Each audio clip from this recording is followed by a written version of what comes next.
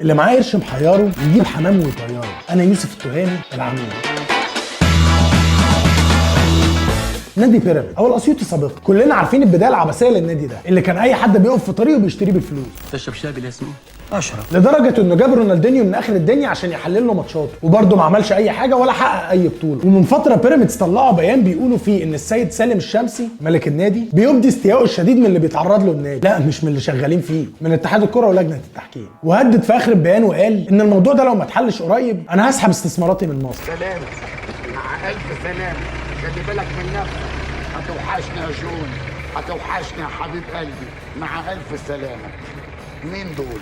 المهم بعيدا عن الصفقات اللي دفع فيها دم قلبه ولسه محققش فيها اي حاجه ولا جوه ولا بره مصر، كان عنده لعيب اسمه احمد توفيق اخو اكرم توفيق وعبد العزيز توفيق. ده بيعتبر واحد من اهم واوائل الصفقات اللي عملها النادي اول ما تحول من اسيوطي لبيراميدز، واللي كان في فتره من الفترات كابتن الفريق. ما هو قديم بقى الراجل ده، النادي استغنى عنه في اول الموسم بتاع السنه دي ومشاه ببلاش للبنك الاهلي. ببلاش لعب حوالي 13 ماتش مع البنك لحد ما الميركاتو الشتوي فتح وبيراميدز رجعوا اتعاقدوا معاه تاني ودفعوا فيه 6 مليون جنيه. دوب تطمن على فلوس،